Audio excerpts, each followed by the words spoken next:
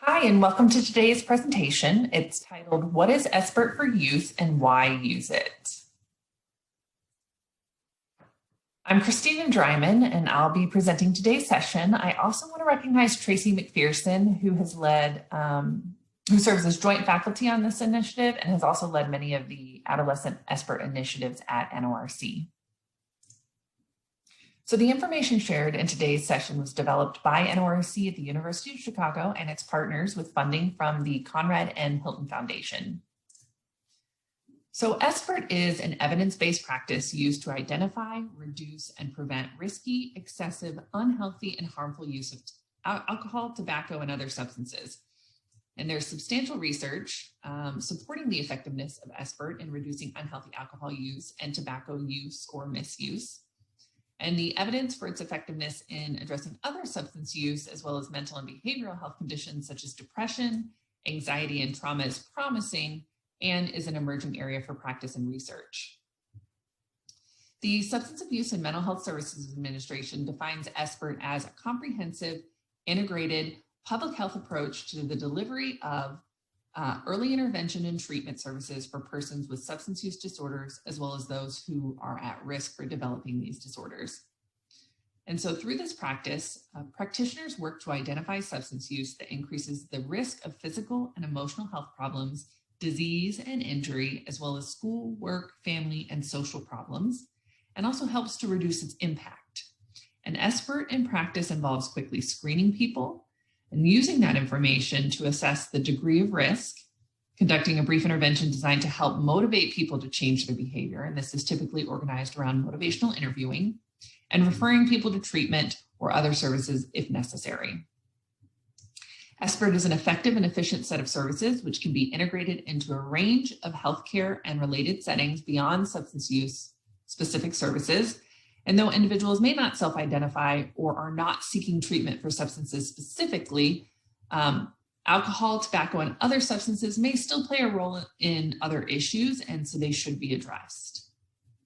So SBIRT is used not only in school-based health centers, but also in other settings, such as integrated primary and behavioral healthcare settings.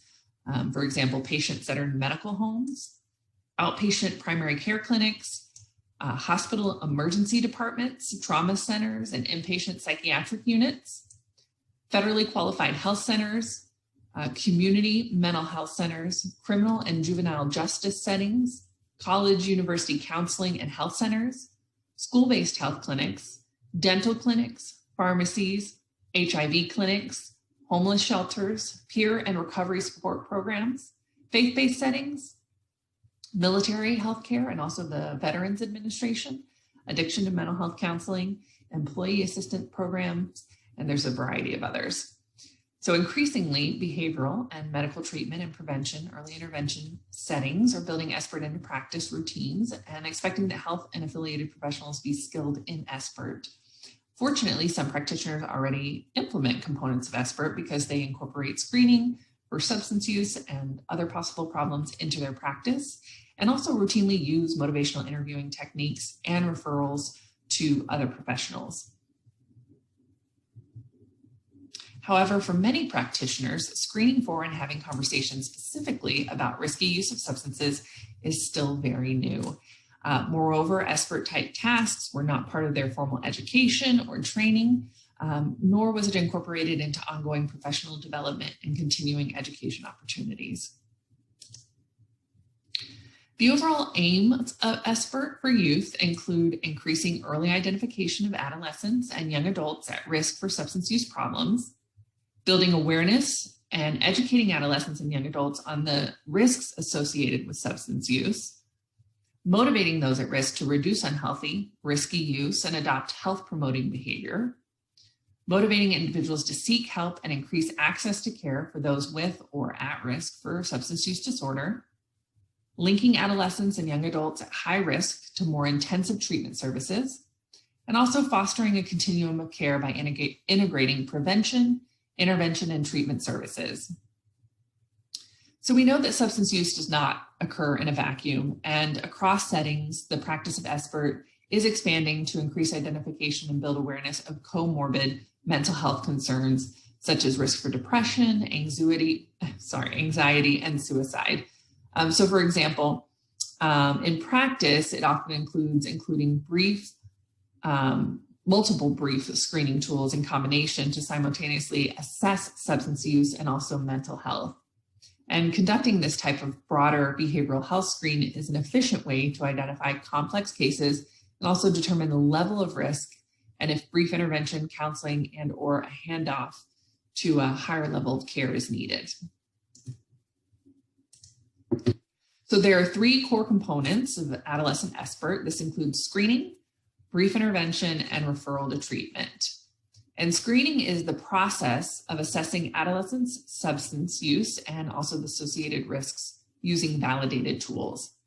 And so screening should include assessing risk for a broad range of substances. That includes alcohol, tobacco, marijuana, vaping, illegal drugs, and also non-medical use of prescription medications. And most of the time, if you don't ask, it's unlikely that adolescents will tell you about their use of substances. And so screening is an important component to jumpstart the conversation about adolescent substance use, as well as the SBIRT process. And so any amount of substance use, starting with just experimentation, is concerning for young people due to the potential health impacts, as well as the associated risky behaviors and future drug use. Brief intervention is a behavior change strategy that's focused on helping the adolescent reduce or stop their use of substances and reduce risk of harm and negative outcomes associated with substance use. So a brief intervention could take as little as 1 to 3 minutes. That includes providing screening score, feedback, normative behavior information, and potentially some brief advice. It could take as much as 15 to 30 minutes, which includes some expanded discussion or expanded advice, or it may take place over 1 or several full 60-minute sessions. So brief interventions can help many, but certainly not all youth to make changes in substance use. Some will not be ready to change or may not need specialized treatment for substance use disorders. And referral to treatment and follow-up is linking the adolescent to a licensed professional or higher level of care for further assessment or specialized treatment, and staying with the adolescent to support sustained success. SBIRT's been implemented with adolescents ages 12 to 17 and also older adolescents that are commonly referred to as young adults, ages 18 to 21. And so there are a variety of SBIRT guidelines and clinical tools that have been developed for specific age ranges, including tools appropriate for younger adolescents, actually below 12 years old. And so the information I'm going to share with you today is really applicable to both adolescents and also young adults. So to understand the need for SBIRT, it's really imperative to first explore the characteristics of risky substance use. And according to the American Academy of Pediatrics recommendations, any amount of substance use is deemed risky.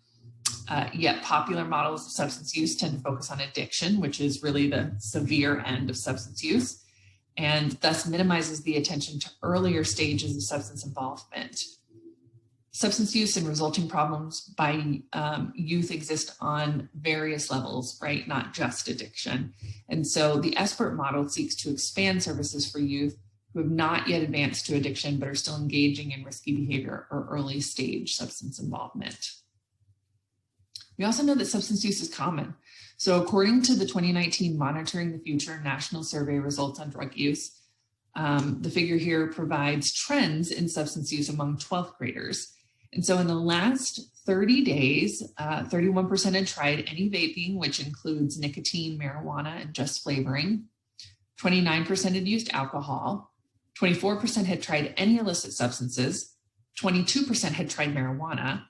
6% had used cigarettes, and 4% had used any prescription drugs, including amphetamines, sedatives, narcotics other than heroin, or tranquilizers. And that's without a doctor telling them to use them. Early onset of substance use elevates the risk of a future substance use disorder. And although drug use by adolescents is a serious concern, alcohol use is more common than cigarette, marijuana, prescription drug, or other illicit drug use in adolescents. So again, using the 2019 Monitoring the Future results, 25% of 8th graders, 43% of 10th graders, and 59% of 12th graders report trying alcohol in their lifetime.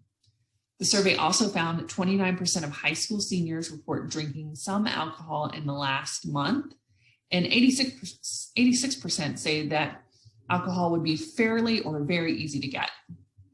Moreover, despite trends showing some improvement in perceived risk and disapproval of binge drinking, as well as the continued steady decline in prevalence of alcohol use, almost 10% of 10th graders and 14% of 12th graders report binge drinking.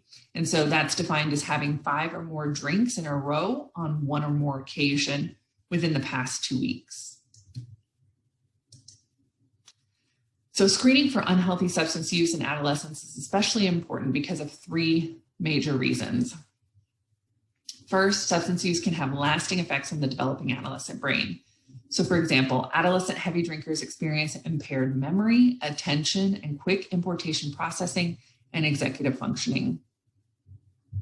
Studies have also shown that marijuana use during adolescence can result in decreases in cognitive functioning, particularly learning and sequencing. The second factor is that studies have shown that the age of first use is inversely correlated with lifetime incidence of developing a substance use disorder. So according to the National Center on Addiction and Substance Abuse, 9 in 10 people who met the criteria for addiction began to smoke, drink, and or use other drugs before the age of 18. And the same report found that 1 in 4 Americans who began using any addictive substance before the age of 18 had a substance use disorder, compared to 1 in 25 Americans who started using at age 21 or older. And the third major reason is that substance use during the adolescent years is associated with other unhealthy behaviors. So for example, high school students who reported binge drinking were found to be more likely than non-drinkers and non-binge current drinkers to report poor school performance and other health risk behaviors, such as riding with a driver who had been drinking, being sexually active, smoking cigarettes or cigars, being a victim of dating violence, attempting suicide, and also using illicit substances. Additionally, alcohol misuse is strongly associated with the leading causes of death among U.S. teenagers, including motor vehicle crashes, unintentional injuries, homicides, and suicides. And research has also found that teens who misuse prescription opioids are more likely to engage in over 20 other harmful behaviors, including driving under the influence, texting while driving, having intercourse before the age of 13, carrying weapons, taking part in physical fights, and attempting suicide. So in summary, youth who engage in substance use at a young age are at higher risk of lifelong negative personal, social, and health consequences. And so SBIRT is simple, brief, and effective. Considerable evidence demonstrates the efficacy and cost effectiveness of alcohol SBIRT for adults, and its effectiveness for illicit or prescription drug use is mixed but promising. And a growing body of evidence indicates that SBIRT is also effective as prevention and early identification approaches to reduce youth substance use, underage drinking, marijuana use, and also opioid use. So for example, the U.S. Preventative Task Force reviewed the research literature on screening for unhealthy alcohol use and brief counseling and recommended that primary care settings routinely provide screening to those aged 18 and older, whereas they concluded that the body of evidence for those under the age of 18 is insufficient to determine whether it should be routinely provided to adolescents in primary care. And so the use of SBIRT with adolescents is an emerging area of practice, and the research literature is pointing to promising results. Moreover, numerous medical professional associations and government agencies have endorsed screening and brief counseling for youth, including adolescents. And this includes initiatives to increase integration of SBIRT into behavioral and medical healthcare systems. These are led by the School-Based Health Alliance, NIH, SAMHSA, and others. And also national and international public health agencies and medical health professional associations have made formal recommendations and in some cases released formal guidance calling for health professionals to conduct screening and brief intervention for adolescents and young adults, including the American Medical Association, the American Academy of Pediatrics, the U.S. Surgeon General, the World Health Organization, NIAAA, and the National Institute on Drug Abuse. SBIRT is part of the continuum of substance use care deemed essential services required of all health plans as part of the Patient Protection and Affordable Care Act legislation starting in 2014. Moreover, under the Early Periodic Screening, Diagnosis, and Treatment Statute, all states are required to provide Medicaid-eligible children with screening, including assessment of both physical and mental health development, which includes substance use during well-child visits. Substance use in adolescence is common, but can often go undetected, which is why screening is so important. A survey of health professionals indicated that only around 33 to 43% of pediatricians and 14 to 27% of family practitioners routinely ask adolescent patients about alcohol use. And it's even less often with patients that are ages 11 to 14. And so with poor screening, it's not surprising that there's a large unmet need for treatment. The National Survey on Drug Use and Health estimates that in 2018, 946,000 or 3.3% of adolescents aged 12 to 17 and 5.2 million or 15.3% of young adults aged 18 to 25 needed treatment for substance use. However, only 159,000 or 16.8% of adolescents aged 12 to 17 and 547,000 or only about 10.5% of young adults actually received it. And so that's an 88.5 overall rate of unmet need for intervention for adolescents and young adults aged 12 to 25. So SBIRT offers a framework to increase detection of substance use and related risks and to help reduce the impact of adolescent substance use. Intervening with adolescents and young adults who have started to use substances has significant health benefits and can prevent a future substance use disorder. SBIRT is relatively easy to learn by a wide range of youth-serving professionals with diverse training and experience.